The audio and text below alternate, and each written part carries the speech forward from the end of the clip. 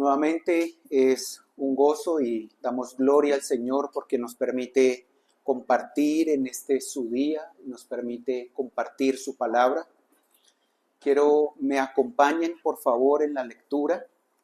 Vamos a ir a Lucas capítulo 13, versos del 10 al 17.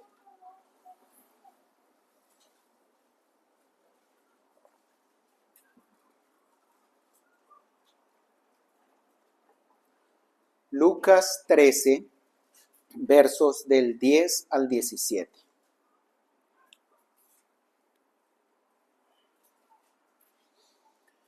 Dice allí: Enseñaba Jesús en una sinagoga en el día de reposo, y había allí una mujer que desde hacía 18 años tenía espíritu de enfermedad y andaba encorvada y en ninguna manera se podía enderezar.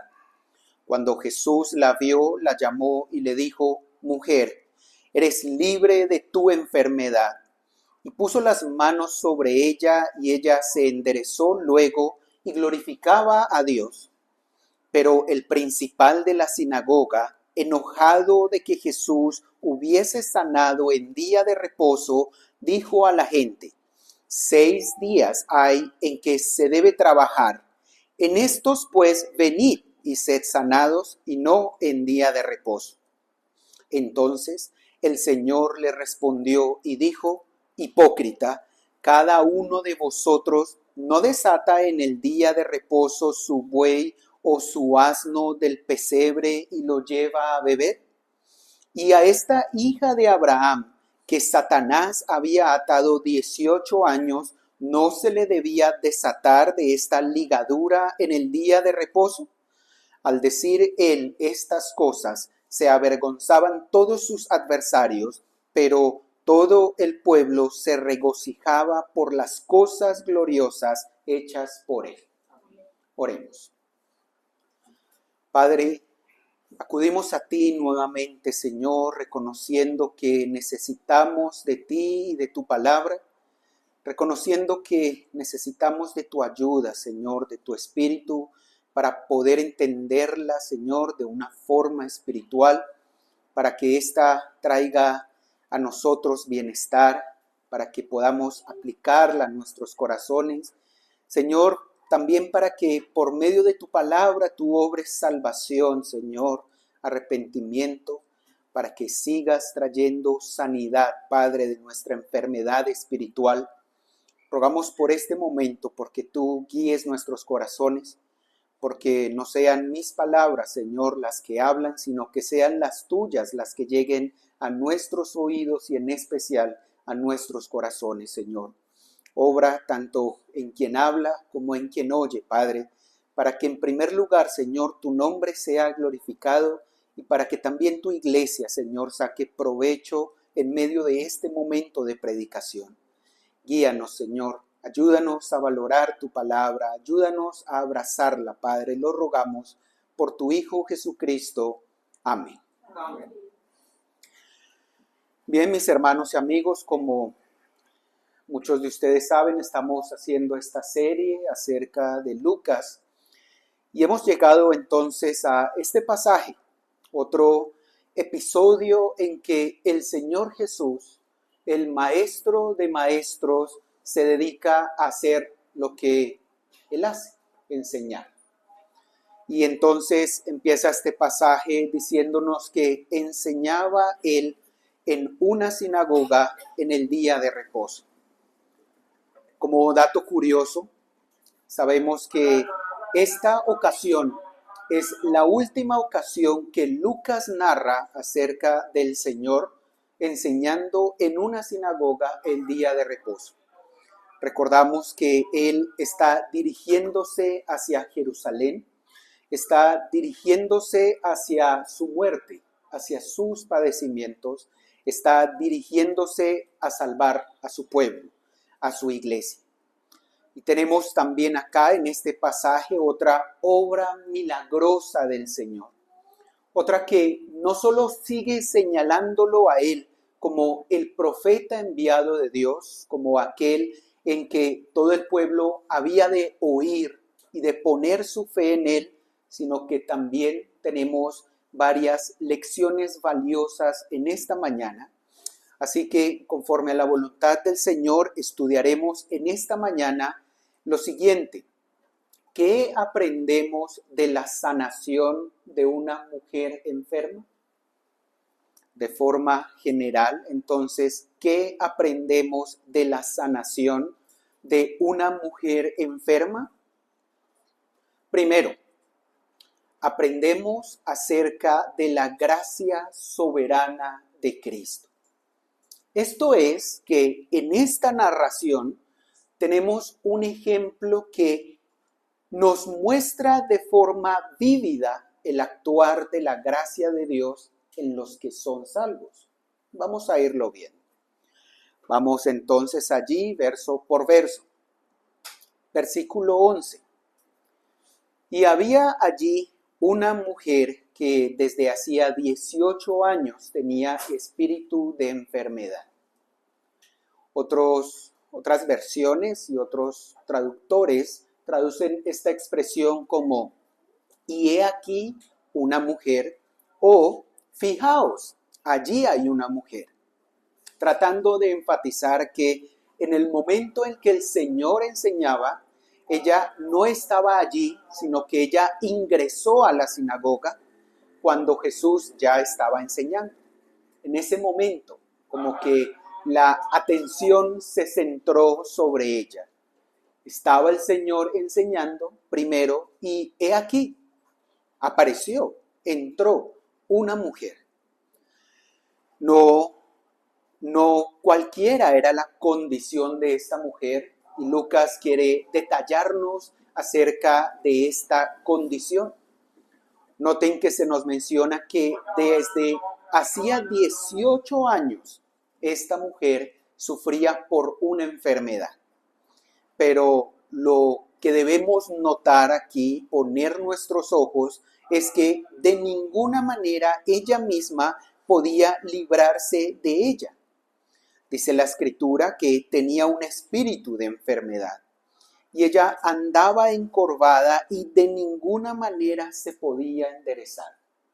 No podía mejorar su condición. Por sí misma simplemente estaba postrada a sufrir esta enfermedad.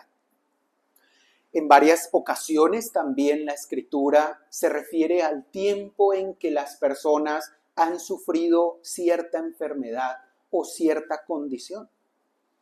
Esto también nos quiere hacer ver que los milagros del Señor eran milagros poderosos.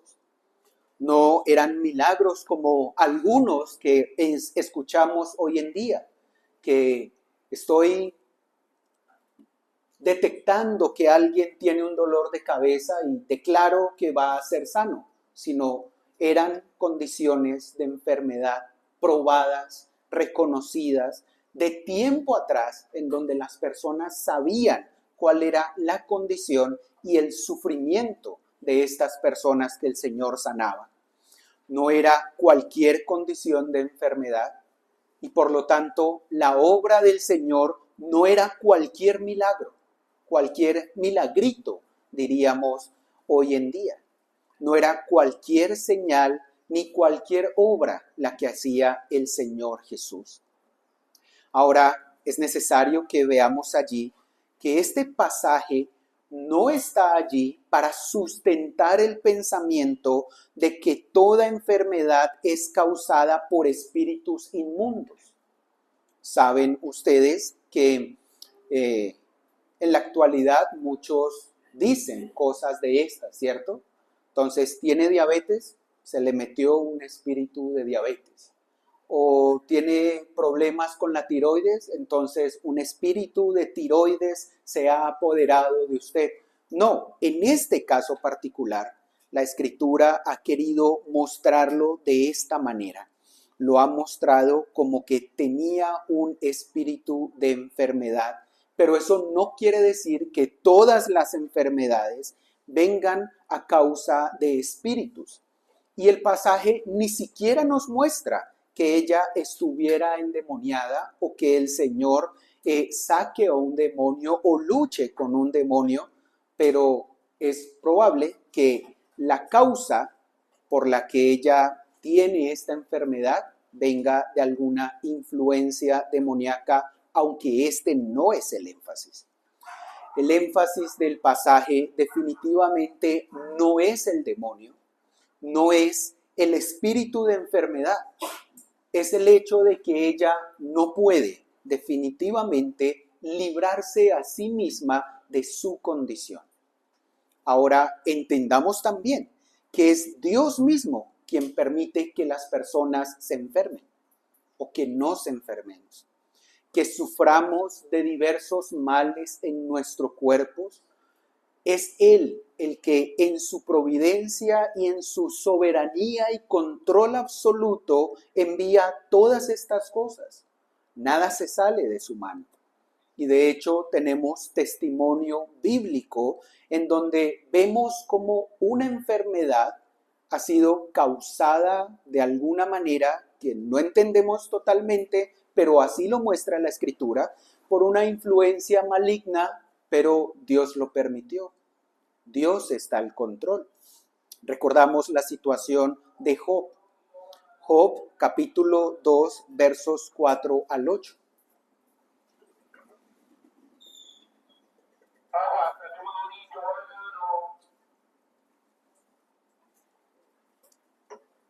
Job, capítulo 2, versos 4 al 8. Dice allí: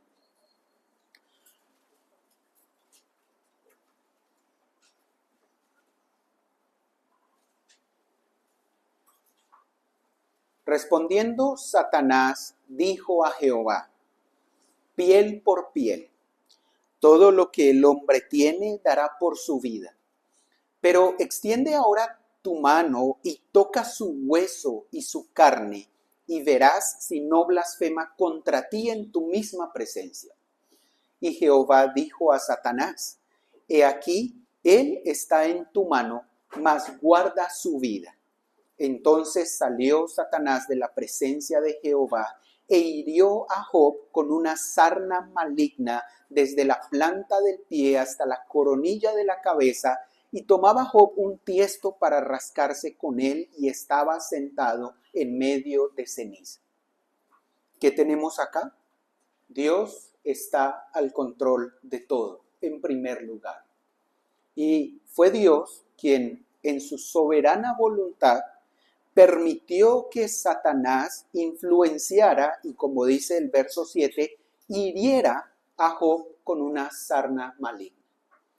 Así que al analizar este pasaje y la condición de esta mujer, nuestros ojos no han de ponerse en el hecho de que la Escritura nos diga que tenía un espíritu de enfermedad. Por la voluntad de Dios, que así lo había permitido, de alguna manera se nos revela acá que esta enfermedad había venido por alguna influencia de algún espíritu, pero el punto es la condición de esta mujer. Estaba encorvada, estaba en una situación difícil y de ninguna manera se podía enderezar.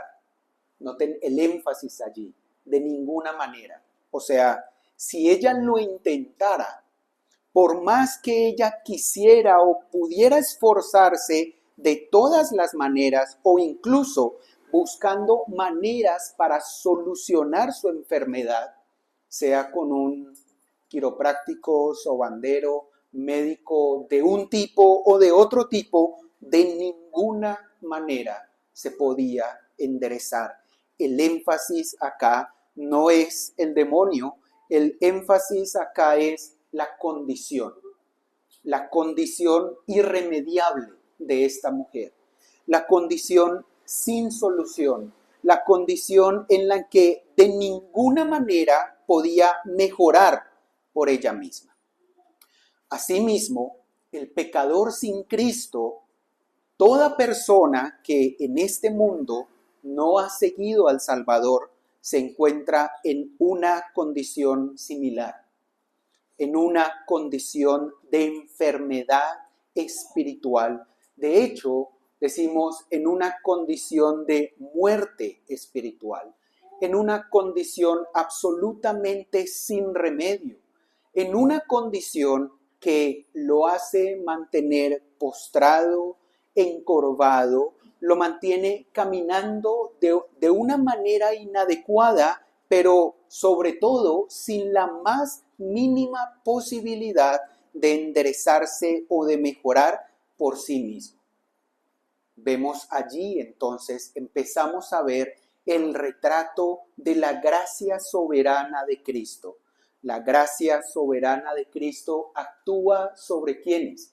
Sobre pecadores que no tenemos remedio de ninguna manera, que no tenemos esperanza, que de ninguna manera nos podemos enderezar o mejorar de nuestra condición, porque dice la Escritura que estamos muertos en delitos y pecados. ¿Y qué hace un muerto? Si usted le da un remedio a un muerto, ¿puede actuar este remedio en este muerto? No actuará. Así es la condición espiritual de todo aquel que está sin Cristo. Es una condición irremediable para él mismo y para cualquier otro humano. Así que si usted está sin Cristo, debe entender primero y aceptar que está en una condición similar a la de esta mujer. Está en una condición en donde en ninguna manera usted puede remediarla por fuera de Cristo. Adicionalmente, quiero que notemos también y destaquemos la disposición y el esfuerzo de esta mujer para ir a congregarse, para ir a escuchar la palabra de Dios. Su condición física era una que le impedía estar erguida. No sabemos exactamente qué tenía, pero entendemos por la descripción que ella estaba encorvada en todo momento. No podía enderezarse, no podía, por lo tanto, caminar fácilmente y dirigirse a la sinagoga para adorar a Dios. Pero aún así, ella con esfuerzo, con mucho tiempo y también con ánimo de ir a adorar a Dios y a escuchar la enseñanza de la palabra, iba a la iglesia. Desafortunadamente, ahora estamos en una época en donde cualquier situación o cualquier excusa es buena para no ir a congregarse, para alejarse de la casa de Dios. O como a veces meditamos en la iglesia, hay condiciones con las que las personas, si las tienen, si se están sintiendo mal y dicen, ¿debo ir a trabajar? Pues toca ir a trabajar. ¿Qué le podemos hacer? Pero si están en la misma condición y dicen, ¿debemos ir a la iglesia? No, mejor me quedo descansando. Dios entenderá. Pero vemos aquí, según también las palabras de un pastor que cito en este momento, la conducta de esta judía afligida que bien podría avergonzar a más de un cristiano profesante, fuerte y sano. ¿Cuántos en pleno goce de su vigor físico permiten que las excusas más frívolas los mantengan alejados de la casa de Dios? ¿Cuántos pasan constantemente todo el domingo en ociosidad, en la búsqueda de placeres o en los negocios, o además se burlan y se mofan de aquellos que santifican el día de reposo? ¿Cuántos consideran aún un gran logro asistir al culto público de Dios una vez el domingo y ven una segunda asistencia como un exceso innecesario de celo, más bien cercano al fanatismo? ¿Cuántos encuentran los servicios religiosos un fastidio, mientras que los asisten y están allí en medio de ellos, y luego al salir, al acabarse, se sienten aliviados de que ha acabado? ¿Cuán poco conocen al espíritu de David cuando dijo, me alegré cuando me dijeron, vamos a la casa del Señor? Cuán amables son tus moradas, oh Señor de los ejércitos. Es de destacar el esfuerzo y la disposición de esta mujer en su condición para ir a buscar el alimento de la Escritura. Pasemos al verso 12. Cuando Jesús la vio, la llamó y le dijo: mujer, eres libre de tu enfermedad. Noten que la mujer como tal no nos muestra en la Escritura que hubiera acudido al Señor buscando sanidad como otras personas, que desde lejos clamaban a Él diciéndole: Señor, sálvame, Señor, libérame, Señor, hazme esto o aquello. Ella solo fue a la sinagoga. Tal vez tenía el deseo de escuchar al Señor Jesús. Ciertamente tenía el deseo de alabar a Dios en ese día y de buscarle. Noten que fue Cristo quien se acercó a ella. Y aquí es justamente donde vemos el vívido retrato de la gracia de Cristo. El Señor Jesús se acercó a ella. Antes de que ella pidiera, le fue dado. Antes de que ella llamara, le fue respondido.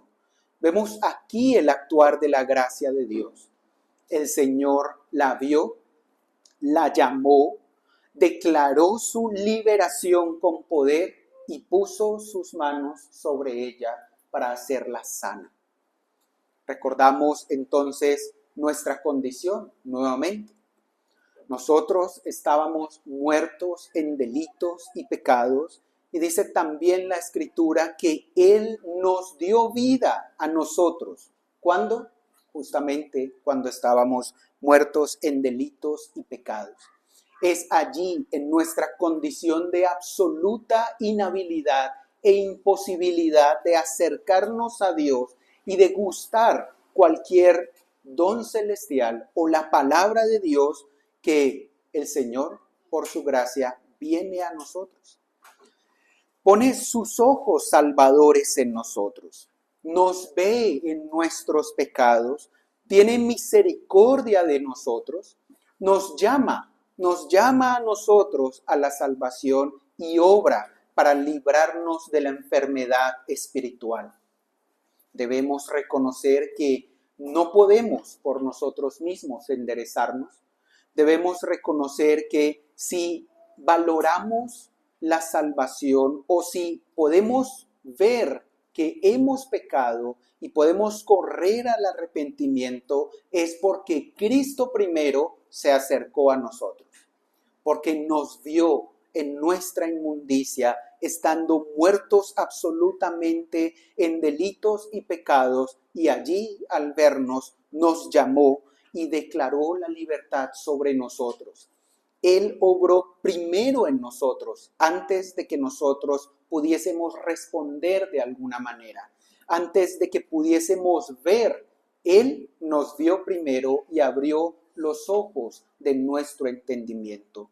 Debemos entender que únicamente Cristo es quien puede librarnos de la enfermedad del pecado. Únicamente Él, con su poder y con su gracia, es que obró en nosotros, y ahí está el retrato vívido de la gracia de Dios. No merecíamos ser rescatados, pero Cristo nos vio en esa condición de imposibilidad, sin poder erguirnos, estar derechos delante de Dios, y Él quiso llamarnos y salvarnos. Así que debemos también reaccionar como reaccionaron las personas, como reaccionó esta mujer que glorificaba a Dios. Debemos vivir una vida que glorifique a Dios, y debemos especialmente en este su día glorificarle por su salvación gloriosa, que nos ha rescatado de una condición de la que definitivamente no podemos librarnos. Si usted no ha creído en Cristo, nuevamente, no importa cuántos años usted haya estado en su condición. No importa qué tan numerosos, incontables, horribles o escandalosos sean sus pecados, usted no se puede librar de ellos, pero Cristo sí. Cristo es el único que puede venir a usted y decirle, eres libre de tu enfermedad. Así que venga a Cristo, venga a Él, que únicamente Él es el que podrá librarnos. Para Cristo no hay casos sin remedio, para Cristo no hay casos sin cura. Él es el que tiene el poder y la gracia de salvarnos a todos. Amén.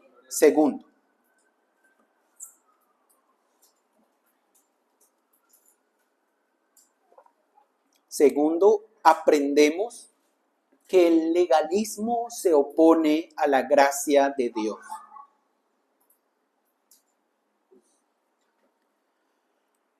Entonces, ¿qué aprendemos de la sanación de la mujer enferma? Primero, aprendemos acerca de la gracia soberana de Cristo, cómo queda retratada justamente en esta sanación. Pero aprendemos también que el legalismo se opone a la gracia de Dios. Verso 14. Pero el principal de la sinagoga, enojado de que Jesús hubiese sanado en el día de reposo, dijo a la gente, 6 días hay en que se debe trabajar. En estos pues venid y sed sanados, no en día de reposo. Ahora, el principal de la sinagoga era quien dirigía el momento de adoración y todo lo que se hacía allí en la sinagoga.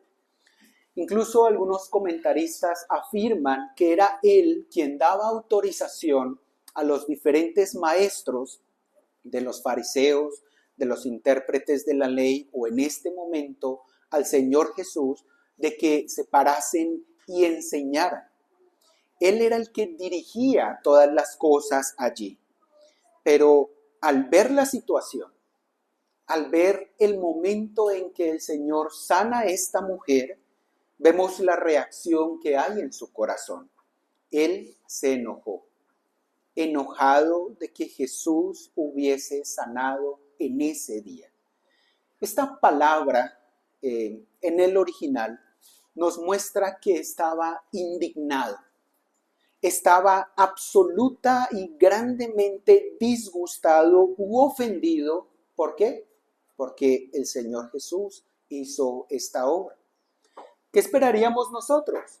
Nosotros esperaríamos que al ver esta maravilla, este milagro impresionante de una mujer que cada día de reposo se acercaba allí en su condición y en su dificultad, de un momento a otro, y por el poder de Dios, claro está, fuera sanada, esperaríamos que estuviera asombrado, atónito o convencido del poder de Dios con esta señal milagrosa, convencido y alegre porque el Señor es el que manda salvación a Israel, porque había enviado ese momento especial para esta mujer y porque lo podían observar.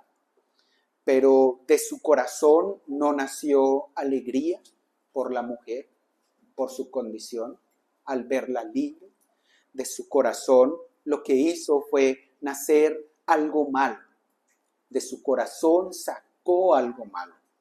Indignación, enojo, ofensa. Estaba ofendido.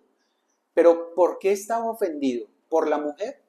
No podía estar ofendido por la mujer, ¿cierto? Tal vez, la Escritura no nos lo está diciendo acá, pero tal vez más bien su indignación provenía de la envidia, de que a través de otro el nombre de Dios fuera glorificado y no a través de él. En vez de alegrarse por el enorme bien que había recibido esta hija de Abraham, esta israelita, esta mujer que había sido atormentada durante 18 años con esta enfermedad, entonces él se importuna, él se indigna. Pero ¿cuál era la razón de su indignidad? ¿Cuál era la razón de de su enojo. Luego de tantos años de sufrimiento, Él se centró en enfatizar en los mandamientos de hombres, en los mandamientos que ellos tenían, una larga lista de lo que sí se podía hacer o no se podía hacer según la tradición de los ancianos en el día de reposo. No estamos hablando que Él está indignado con una santa indignación porque se está violando la ley santa de Dios. No, Él está indignado porque alguno de los detalles, de los parágrafos, de las descripciones de los ancianos no estaba siendo cumplido. Entre estas indicaciones, por ejemplo, ellos decían exactamente cuánta distancia una persona podía caminar el día de reposo sin que se considerara trabajo. Y así un montón de detalles. Así que lo que está pasando aquí es que él, en vez de tener un corazón alegre por lo que ha sucedido con la mujer, por verla sana de esta enfermedad, él está diciendo, están incumpliendo el parágrafo 114.8 de la interpretación de los ancianos acerca de lo que hay que hacer o no hay que hacer el día de reposo. Esta era una situación que desde hacía tiempo sucedía con los judíos. Se habían centrado tanto en la observación de la ley que habían pasado por alto la misericordia. Miqueas 6:8 nos dice lo siguiente: Oh hombre, Él te ha declarado lo que es bueno. ¿Y qué pide Jehová de ti? Solamente hacer justicia y amar misericordia y humillarte ante tu Dios. El Señor les pedía hacer justicia, sí. Es decir, guardar la ley, sí. Pero no por guardar la ley tenían que apartarse de la misericordia. Estas personas habían pasado por alto la misericordia. Se habían fijado en los detalles pequeños. ¿Recuerdan? Anteriormente habíamos hablado un poco de un pasaje en Lucas. Vamos allí. En Lucas 11, cuando el Señor acusa a los fariseos y a los escribas.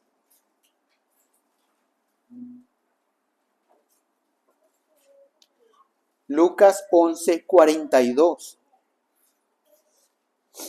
Mas ay de vosotros, fariseos, que diezmáis la menta y la ruda y toda hortaliza, y pasáis por alto la justicia y el amor a Dios. En el equivalente en Mateo dice: ay de vosotros, escribas y fariseos, porque diezmáis la menta y el eneldo y el comino, y dejáis lo más importante de la ley, la justicia, la misericordia y la fe.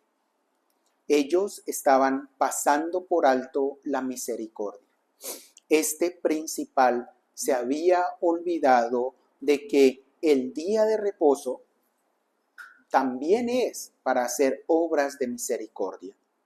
Este principal se estaba centrando en que el acto de sanidad era una obra de trabajo, como si el Señor se estuviera enriqueciendo de eso, o como si esa fuera su labor de la cual tenía sustento, pero no había notado de que era una obra de misericordia. Vamos a Mateo 12, por favor. Mateo 12, verso 5 al 8.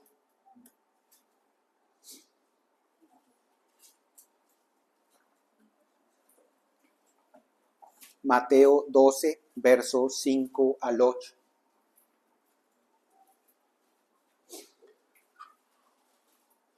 ¿O no habéis leído en la ley cómo en el día de reposo los sacerdotes en el templo profanan el día de reposo y son sin culpa? Pues os digo que uno mayor que el templo está aquí. Y si supieseis lo que significa misericordia quiero y no sacrificio, no condenaríais a los inocentes, porque el Hijo del Hombre es Señor del día de reposo. ¿Qué tenemos acá? En otra circunstancia también los fariseos le cuestionaron acerca de lo que hacía él y sus discípulos en el día de reposo, y el Señor les saca este argumento. ¿No han leído ustedes en la ley cómo en el día de reposo los sacerdotes en el templo profanan el día de reposo? ¿Cómo lo profanan? Trabajando. En el día de reposo era el día más ocupado para los sacerdotes, en donde tenían que ir y hacer los sacrificios, tenían que ir y distribuir las ofrendas, tenían incluso que de allí preparar algunas cosas, quemar la grasa de los sacrificios, etc. ¿Cuál era el día más ocupado en la tarea, en la labor, en el trabajo de los sacerdotes? El día de reposo. Y entonces, ¿por qué si profanan el día de reposo son sin culpa? Porque ellos están enfatizando incorrectamente en la ley. O piensen en la actualidad en los pastores. ¿Cuál es el día en que los pastores más trabajan? No es el día del Señor, no es el día de reposo. Pero justamente su labor es su labor es servir a Dios con esos sacrificios o con esas labores. Así que el punto del día de reposo es alabar a Dios con nuestro corazón, con lo que hacemos.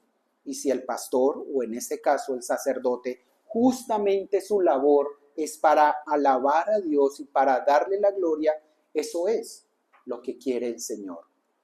Dice el Señor, si supieses qué significa misericordia quiero y no sacrificio, no ritos vacíos, no ritos en que ellos estén centrados en la parte externa y no en el interior, en la misericordia, en hacer buenas obras, en preocuparse por los demás.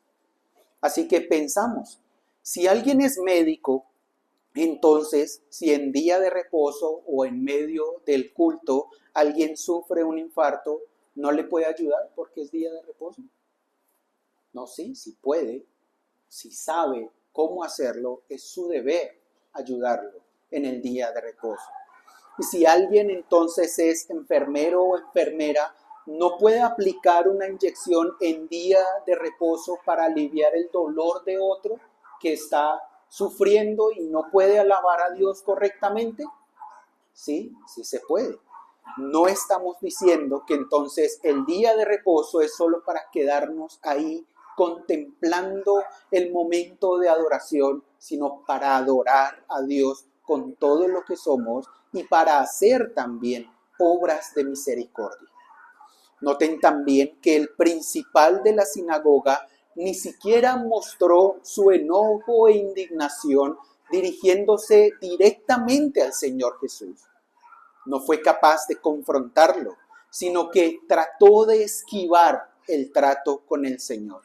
Prefirió regañar a la multitud y atar sus conciencias a sus creencias acerca de la ley y más bien apartarlos del gozo de ver a esta mujer sana. Imagínense el episodio. Todos ven la sanación, están felices, están atónitos, están muy contentos por lo que le ha pasado a la mujer, y el principal de la sinagoga dice: 6 días hay en que se debe trabajar. En esos días vengan para que sean sanados, no en día de reposo. ¿No hay allí una incoherencia? Hay una incoherencia, pero él no quiso confrontar al Señor directamente, y vemos justamente acá cómo el legalismo se opone a la gracia, porque así acentúa las regulaciones, acentúa las normas externas y muchos detalles que por interpretación de hombres reflejan la ley, pero se olvidan que nosotros mismos no podemos cumplir la ley. Se olvidan que sin importar cuántos detalles, parágrafos, especificaciones, digamos, de qué significa guardar esta u otra ley, no podemos cumplirla sin Cristo. Cumplir la ley no nos trae salvación. Cumplir la ley no nos va a librar de la condenación eterna. El legalismo se olvida de que el propósito mismo de la ley no es cumplirla solo por cumplirla, ¿no? No es que no la debamos cumplir, no estoy diciendo eso, sino que el propósito de la ley es mostrarnos que no podemos cumplirla justamente, que estamos en una condición tal que no podemos agradar por nosotros mismos a Dios en su ley. Es mostrarnos que necesitamos a Cristo, que el único que puede librarnos del yugo de la ley, es decir, de la necesidad de cumplir cada detalle, cada punto, es Cristo, porque Él sí la cumplió y la cumple perfectamente, y es esa la salvación que nos ofrece, poner a nuestra cuenta su obediencia perfecta a la ley. Esta es la gracia.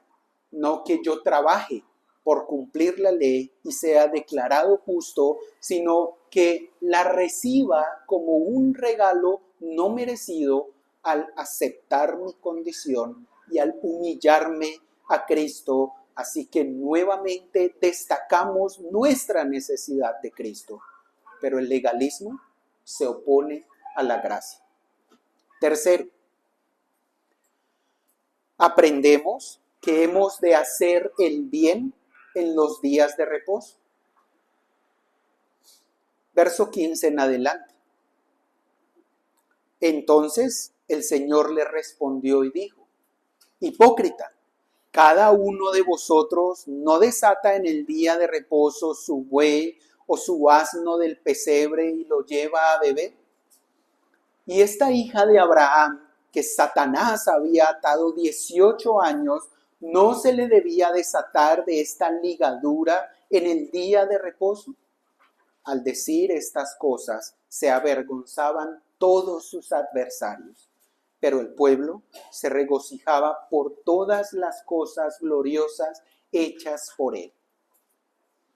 Vemos allí que el legalismo y la hipocresía van de la mano, como ya lo mencionamos de alguna manera.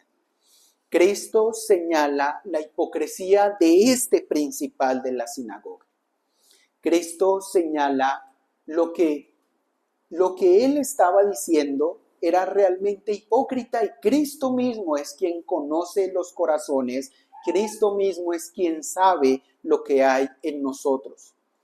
Las cargas impuestas por los mandamientos externos del hombre, por lo general, son cargas que ellos mismos no quieren llevar, o ellos mismos no logran llevar con el mismo celo que las imponen. Quieren imponer cosas muy pesadas, pero ellos, como el Señor Jesús mismo se los reprochó, que les dijo: ay de vosotros también, intérpretes de la ley, porque cargáis a los hombres con cargas que no pueden llevar, pero vosotros ni aun con un dedo las tocáis. Allí está la hipocresía del legalismo, y esto era lo que estaba pasando allí. El Señor, en este momento, para justificar su sanación y para responder a los reproches de este principal, que ni siquiera se dirigió a él personalmente, apela a la costumbre habitual de los judíos, que nunca fue prohibida de dar de beber a su ganado en el día de reposo. A los animales que se les mantiene en un establo, en el día de reposo se les suelta de su cubículo y se les lleva a beber. ¿No sería una barbaridad entonces dejarlos guardados porque es día de reposo? o el hecho de que ellos vayan y sirvan agua no se podría entender según la perspectiva de ellos en muchas otras de sus leyes y parágrafos que están haciendo una obra, pero aún así ellos entendían que esto era lícito. Entonces, ¿cómo no iba a ser lícito liberar a esta mujer de su enfermedad, desatarla, dice el Señor? El Señor apela a las costumbres de ellos. Ellos en el día a día hacían esto.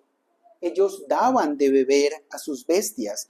Ellos no veían que esto fuera algo negativo. Ellos a sus asnos, a sus bestias, los llevaban a beber, los liberaban. Ahí está la unión con lo que pasó con la mujer.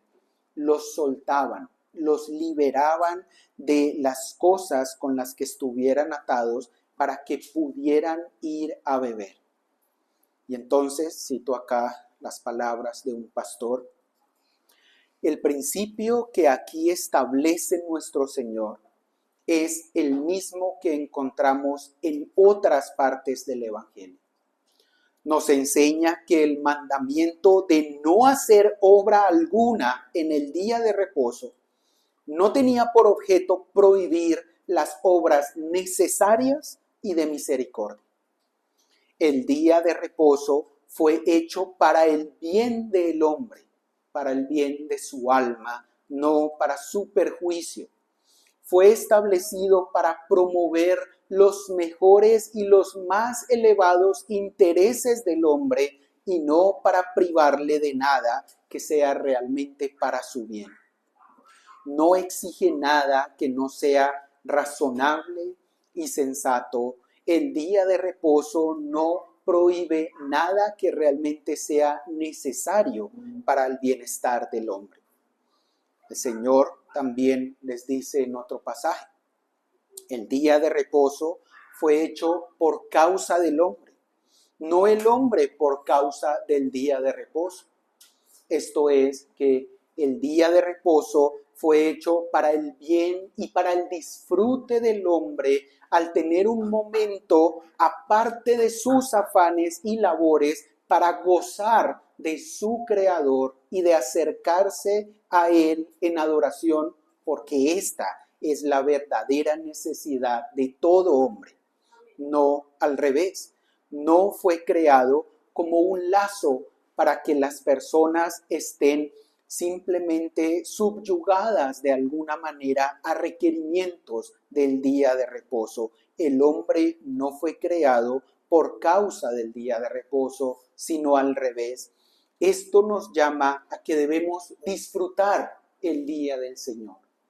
Debemos hacer obras de misericordia. Debemos hacer el bien en el día de reposo.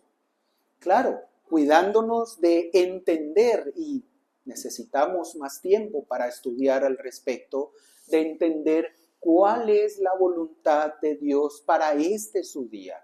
¿Por qué lo creó? ¿Por qué está en su ley? Trasciende el judaísmo al cristianismo. Nos faltan cosas para entender, pero acá, de lo que nos muestra el Señor, aprendemos que hemos de hacer el bien los días de reposo. Que si podemos ayudar a alguien, que si podemos hacer una obra de misericordia el día de reposo, hemos de hacerla y con eso daremos también la gloria a Dios. Debemos cuidarnos del legalismo, de caer en darle preferencia y prelación a las normas o listas de requisitos en vez de concentrarnos en la misericordia que el Señor quiere de nosotros. El legalismo busca imponer, no ayudar. El legalismo además va acompañado por lo general de la hipocresía, así que cuidémonos del legalismo y concentrémonos en adorar a Dios y en hacer el bien en los días de reposo. Glorifiquemos a Dios por su gracia en su día, al ver cómo Él muestra la salvación, de una persona que estaba imposibilitada para estar bien y Él se acerca a esta persona y la sana. Glorifiquemos a Cristo también por nuestra salvación, porque nosotros éramos estos imposibilitados que Él se acercó, vino a nosotros, nos mostró su misericordia y su gracia, y aquí estamos para darle la gloria. Amén. Oremos. Padre, damos gracias, Señor, por tu bondad, porque nos concedes este momento, Señor, para escuchar tu palabra. Rogamos que obres en nosotros, rogamos que nos permitas reconocer la obra de gracia que has hecho también en nuestro corazón. Suplicamos que nos concedas mayor entendimiento acerca de tu ley, del día de reposo, que nos alejes de la hipocresía, Señor, y principalmente que nos ayudes a hacer obras de misericordia en este día. Guía a tu iglesia, Señor. Continúa edificándonos conforme a tu bondad y también permítenos valorar más y más la salvación que nos das. Rogamos esto, Señor, por Cristo nuestro Salvador. Amén. Amén.